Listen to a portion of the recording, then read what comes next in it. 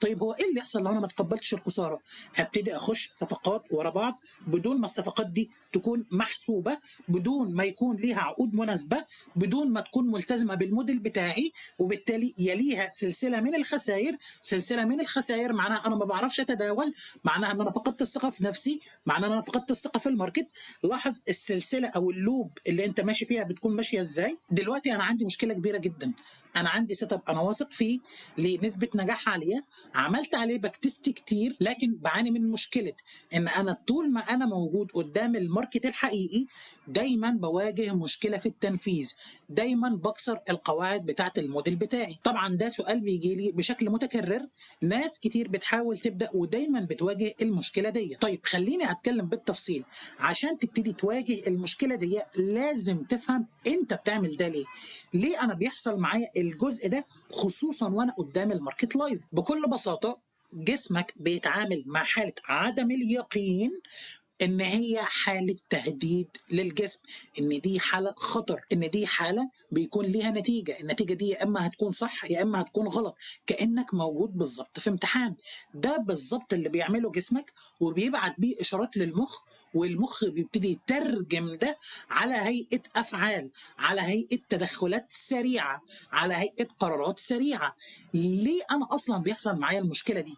ايه السبب الاساسي اللي بيخلي المشكله دي موجوده؟ ليه انا دايما قراراتي بتبقى سريعه؟ بكل بساطه المشكله دي بتحصل مش عشان الموديل، مش عشان السيت اب، المشكله دي بتحصل عشان انت عندك نقص في الثقه، مش واثق في السوق كفايه. فاي حركه تحصل في الماركت بالنسبه لك هي عباره عن تهديد.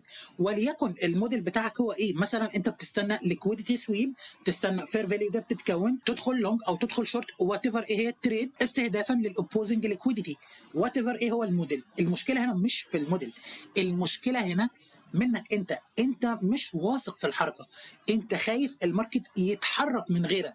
طيب ازاي احل المشكله دي وبشكل عملي وبشكل بسيط؟ رقم واحد وده يهمني جدا، انت لازم توقف فورا التداول سواء بحساب حقيقي سواء بحساب ديمو. ليه؟ ليه لازم اعمل ده؟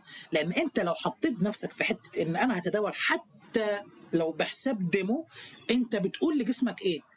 انت برضو لسه بتقول لجسمك ان انت مستني نتائج، وبتقول لعقلك ان انا هدخل تريد ومستني نتيجه الصفقه، مستني نتيجه الموديل.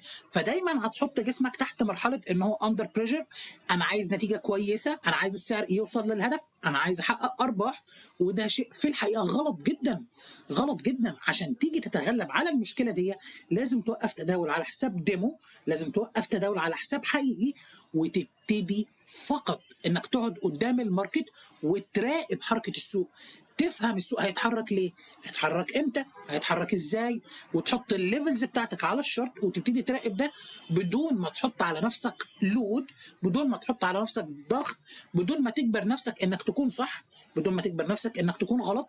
لازم تتعامل مع الموقف ده بكل اريحيه وبكل هدوء عشان ما تطلعش من فكره الكومفورت زون، وهي اصلا في الاساس هي عباره عن الموديل اوف انتري اللي انت بتستخدمه عشان تعمل انجيجنج للماركت. لذلك بكل بساطه ما تخليش مخك يتعامل مع الماركت ان هو تهديد، ان هو شيء لازم تاخد فيه اكشن، ان شيء لازم تطلع منه بنتيجه سواء صح او غلط. واكتفي بفكره المراقبه.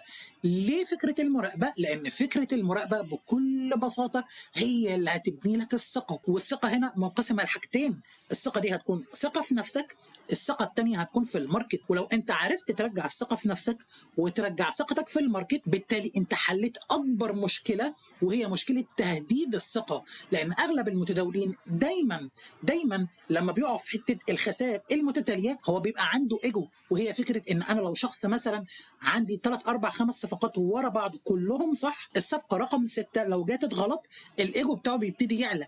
ازاي انا شخص عملت 5 صفقات ورا بعض صح، ازاي صفقه تيجي غلط؟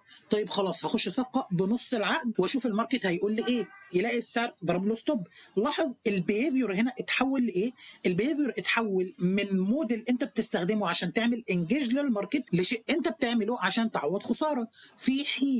في حين ان انت لازم تكون متفهم ومتقبل فكره ان اصلا الموديل بتاعك ده انت عامل له باك تيست، الموديل ده ليه نسبه نجاح، وبناء على ده اكيد انت فاهم ان الموديل زي ما ليه نسبه نجاح ليه نسبه خساره. ولكن ايه اللي بيحصل عندك وانت قدام الماركت الحقيقي؟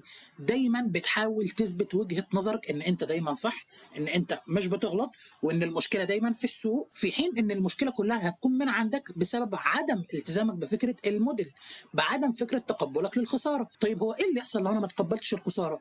هبتدي اخش صفقات ورا بعض بدون ما الصفقات دي تكون محسوبه، بدون ما يكون ليها عقود مناسبه، بدون ما تكون ملتزمه بالموديل بتاعي، وبالتالي يليها سلسله من الخسائر. سلسله من الخسائر معناها انا ما بعرفش اتداول، معناها ان انا فقدت الثقه في نفسي، معناها ان انا فقدت الثقه في الماركت. لاحظ السلسله او اللوب اللي انت ماشي فيها بتكون ماشيه ازاي. ففكره دايما ان انت بيحصل لك باراليسيس او شلل قدام الماركت دي، عشان تعالجها لازم تكتفي بفكره ان انت تشيل الضغط من عليك، سواء على حساب ديمو سواء على حساب حقيقي، وتكتفي بفكره المراقبه لحد ما تبني الثقه بنفسك، تبني الثقه بالماركت، ومن بعدها تبتدي تكمل في سلسله النتائج المستمره، واللي هيكون مسؤول عنها هو الموديل اوف انتري اللي انت بتستخدمه في الدخول. انا بتمنى اكون قدمت لكم معلومه مفيده، وبالتوفيق لكم جميعا كده يا رب.